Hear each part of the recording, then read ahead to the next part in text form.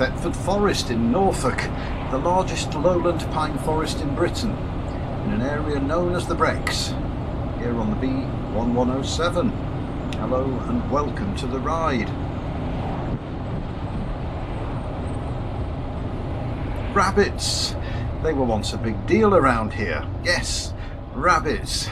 They were once farmed in warrens for their meat and fur. The land hereabouts was fit for nothing else. I missed my turn there. Back on track. The medieval ruins of a lodge to one such warren can still be seen, and it's to that ruin that I'm now riding. What was this place like before the forest was planted 100 years ago? Side stand down.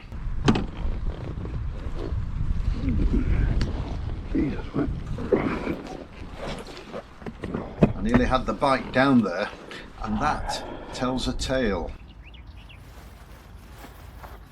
Sand, and plenty of it. The old word Breck means an area of sandy heathland. Sandstorms were once common here. Described by Charles Dickens as barren in David Copperfield, and by an observer in the 1760s as sand and scattered gravel without the least vegetation, a mere African desert, the Brecks look very different now to how they have done for almost the entirety of their history. There it is, Thetford Warren Lodge, built about 1400. The area was a target for armed poachers. The many defensive features show that the owner, which was nearby Thetford Priory, took this threat very seriously. This is a substantial stone building in an area where stone is a rare commodity. This 19th century engraving shows how the lodge would have stood alone in the middle of a barren wasteland before the trees were planted. After the final dissolution of Thetford Priory, the land went to the Duke of Norfolk. Until the early 20th century, this was one of the most productive rabbit warrens in the Brecks. And there's the lodge in the early 20th century with side buildings that have since burnt down. And there's a group of warreners standing proudly before their haul of valuable rabbit meat and fur.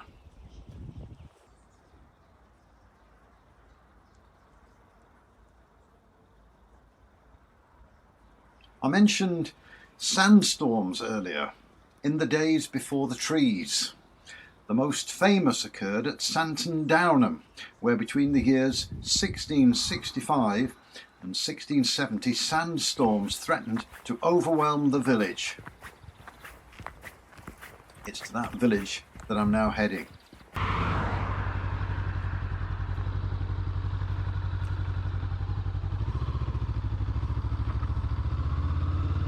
So, rejoining the B1107.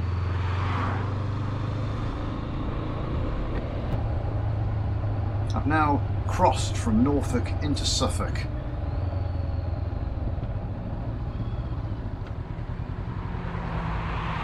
Here's the turning I'm looking for.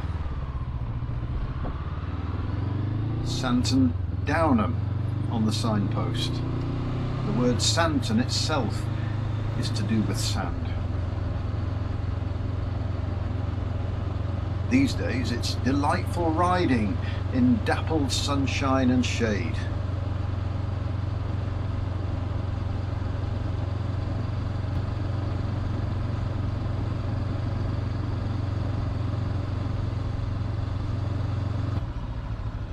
Once a barren desert, Santon Downham is now a chocolate box village in the middle of a forest.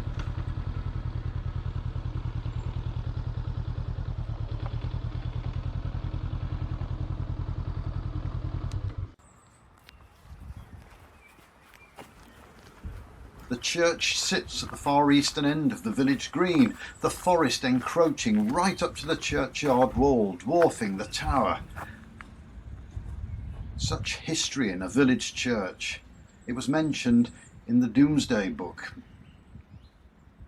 Much of what survives here was built later in the 13th and 14th centuries. There above the door, a niche that would once have held an image of a saint.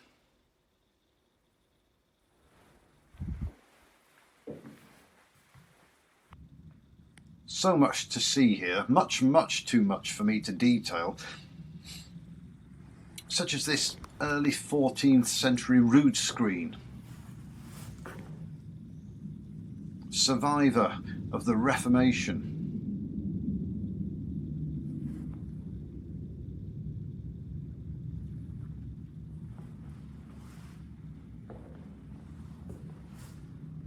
With some sort of peephole cut into it for some purpose unknown.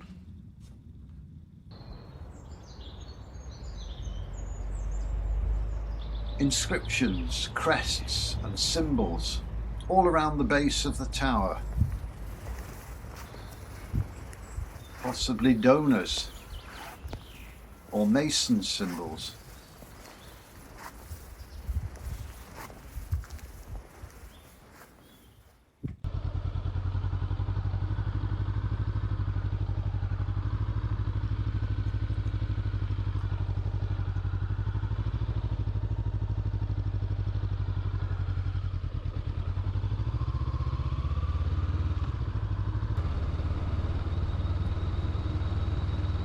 Riding now through Santon Downham on my way to another village just back over the border in Norfolk, named Santon. Sound pure and simple. Santon Downham was once the hamlet to this, the one-time largest settlement.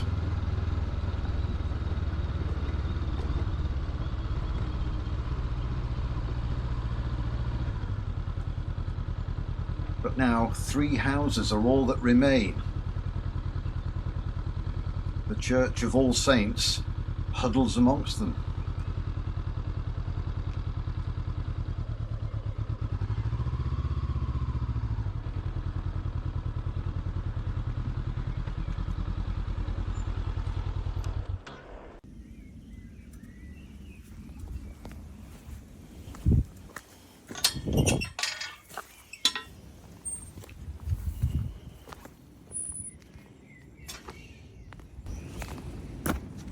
This is one of England's smallest churches, and it sits amidst the largest forest.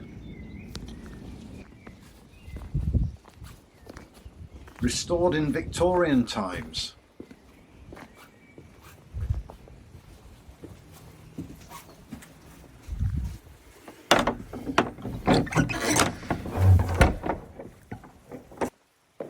The screen is of the highest quality, and when you look up, the roof is painted gloriously in blue and red with gold stars and flowers, intentionally echoing the best work of the late medieval period.